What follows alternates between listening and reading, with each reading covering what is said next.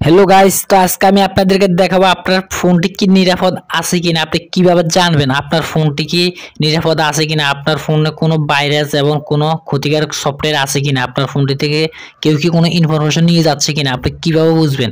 তার জানার জন্য আমরা চলে যাব আমাদের ফোনের প্লে স্টোরে। তো আমরা চলে যাচ্ছি গুগল প্লে স্টোরে। তো প্লে স্টোরে আসার পর এখান থেকে উপর দেখতে পাবেন একটি আপনাদের জিমেল আইকন, এই জিমেল আইকনে একটি ক্লিক করে দিবেন। তো জিমেল আইকনে ক্লিক করার পর এরপর দেখতে পাচ্ছেন এখান থেকে ম্যানেজ অ্যাপ ডিভাইস, এই জায়গায় একটি ক্লিক করে দিবেন। তো ম্যানেজ অ্যাপ ডিভাইসে আসার পর এখান থেকে এরকম একটি ইন্টারফেস শো হবে। তো এখান থেকে উপরে দেখতে পাচ্ছেন নো হার্মফুল অ্যাপস ফাউন্ড, মানে এই জায়গায় একটি ক্লিক করে দিবেন উপর অপশনটাতে। এই জায়গায় আসার পর আপনাদের সামনে এরকম একটি ইন্টারফেস শো হবে। তো এখান থেকে আমরা কোনো ক্ষতিকারক সফটওয়্যার আছে কিনা এবং আপনার ফোনটিতে কেউ কোনো ইনফরমেশন নিয়ে যাচ্ছে কিনা হ্যাক করে, তা জানার জন্য এখান থেকে দেখতে পাচ্ছেন স্ক্যানে একটি ক্লিক করে দিবেন। স্ক্যানে ক্লিক করার পর আপনার এখান থেকে যে ক্ষতিকারক অ্যাপগুলো আছে সেই অ্যাপগুলো এখান থেকে স্ক্রিন করে চলে আসবে। যদি থাকে আসে, না থাকলে এখান থেকে আসবে না।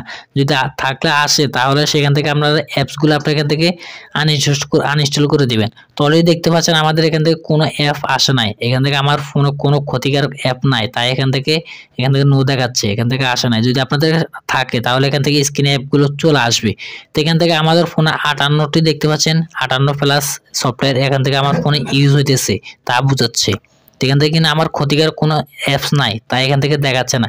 তো আপনাদের যদি কোনো ক্ষতিকার অ্যাপস থাকে তাহলে চলে আসবে। তো এখান থেকে আপনারা সরাসরি আনইনস্টল করে দিবেন, নাহলে কিন্তু আপনাদের যে কোনো তথ্য এখান থেকে হ্যাক হতে পারে, এখানে 3D অ্যাপ থাকতে পারে, আপনাদের ক্ষতি হতে পারে, ফোনটিরও ক্ষতি হতে পারে।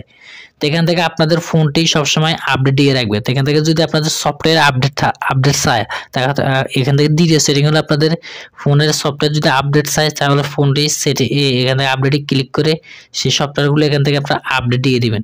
তো এখান থেকে আপডেট দেখতে পাচ্ছেন আপডেট অল, এখানে আপডেট অলে ক্লিক করলে এখান থেকে সবগুলো অ্যাপ আপনাদের অটোমেটিক আপডেট হতে থাকবে।